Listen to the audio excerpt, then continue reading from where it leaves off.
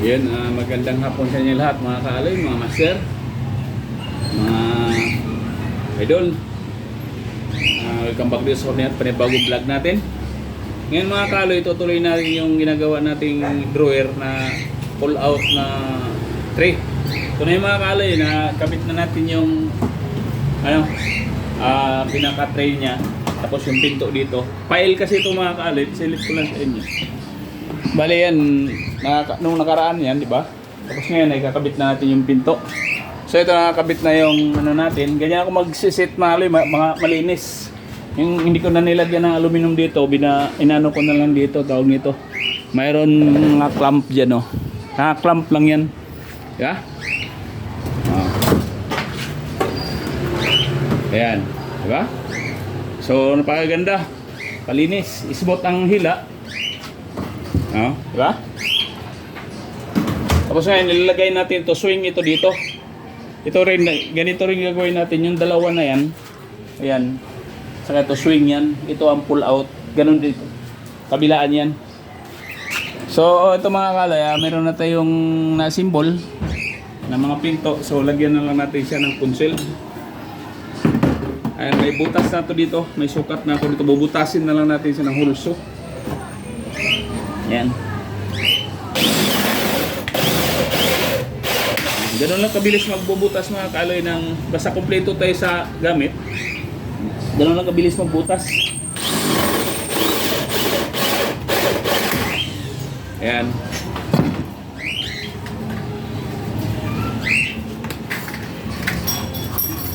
Lagi nating ugaliin na kada butas natin walisin natin kasi wala tayong tawag nito pino at carpet. Yan. So yan, diba? Ganun lang kabilis magbutas. So ito tuloy-tuloy ko lang itong video na ito mga kalihan hanggang matapos natin ito. Kasi alanganin ang oras yung bukas na hindi ko lang ipakita sa inyo. Ganun din naman gagawin natin dito. Dalawang drawer doon sa kabila at saka dalawang pinto. So para hindi lang ganun so ang ginagamit pala natin dito mga kaloy, inset na concealed. Yan, inset yan. Kasi file ito, hindi pwedeng overlap ito dito kasi magbangga. Yung doon sa kabila, overlap yon. Yan. So palitan natin ng pinakamaliit na tali mga kaloy. O meron tayong 764, mas mainam para hindi malose red. Kasi pag rivets kasing gamitin natin dito, mababali katagalan yung rivets. Kailangan tornilyo pa rin. Screw, may kasamang screw ito. Yan. Huwag tayong gumamit ng rivets dito. Pwedeng rivets yung mataba, pero pag manipis yung 316 pwede yun, pero mas mainam pa rin screw.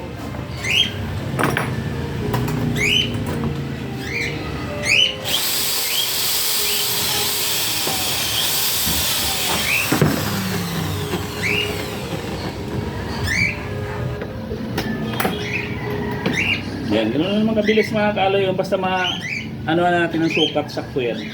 Mabilis lang pagkakabit yan. Kung mayroon nga sana tayong nasira na kasi mga kaaloy yung cordless na barina.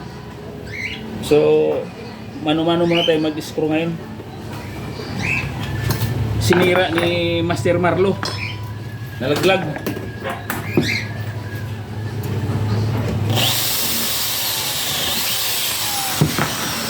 So close itong close, ano na mga kaaloy, concealed. Yung huwag tayo gumamit ng ordinary kasi bukod sa madaling masira, maingay pa kasi humampas yun eh.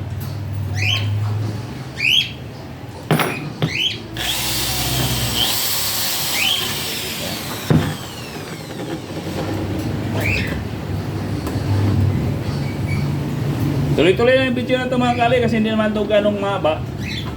Hanggang sa makabit lang natin para makitaan yung kompleto. So wala nang dingding dyan kasi maganda naman yung ng lababo niya, naka-tiles yung loob. Saka yung ilalim, tiles ding ilalim. So kailangan skeleton na lang, yung harap na lang ang natin. Tapos yung partition dito. Kasi itong portion na ito mga kaloy. And itong portion na ito, dito ilalagay yung tangke ng gasol. So Kailangan isarado yan para hindi, ito may dingding pa to pero doon na ito lalagyan yung kabila dito para yung singaw ng amoy ng kalan hindi papasok dito sa mga plato. Ayan. Yung mga amoy pag nagbubukas sa yung kalan, di ba, maamoy mapaho yung ng kalan, ay tawag dito yung gasol. So papasok sa plato yun kapag hindi na dingdingan. Ayan. Kabit na natin. So dito, para magpantay, kung ano yung kinalso natin doon, ganun din yung kakalso natin dito sa bagay naman ito mga kaloy, mga pwede pa naman natin i-adjust. Doon na natin ito i-fix, pero ayan. Para magpantay.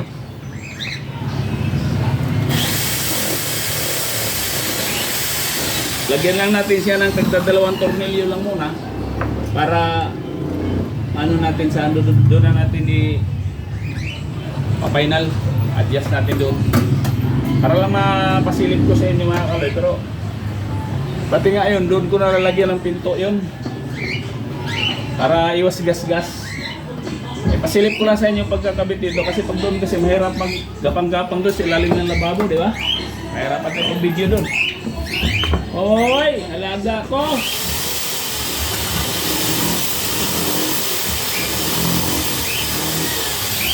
Hindi na yung mga alaga ko mga kaloy kasi walang pagkain. Nakalimutan.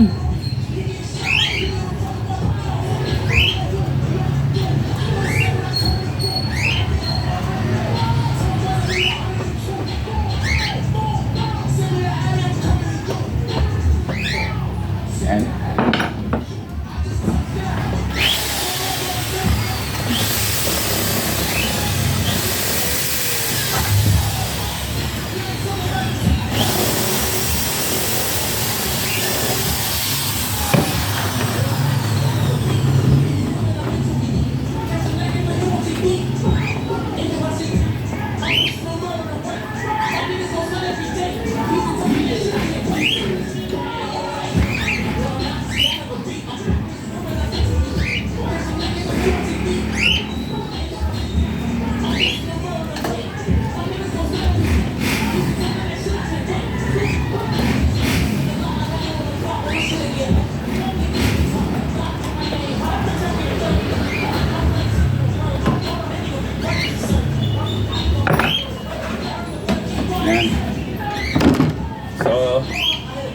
Yan lang magsarado yung mga kaloy.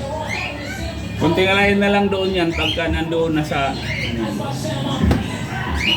may kunting bangga, iurong lang natin. May adjust yan para maglapat. Ganat natin kunti. Ayan.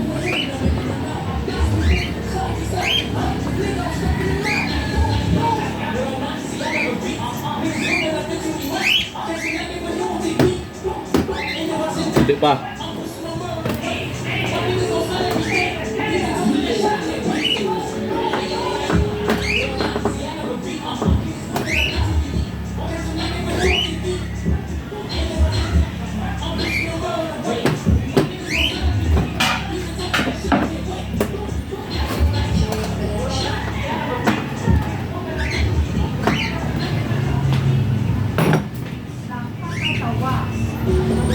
Yan.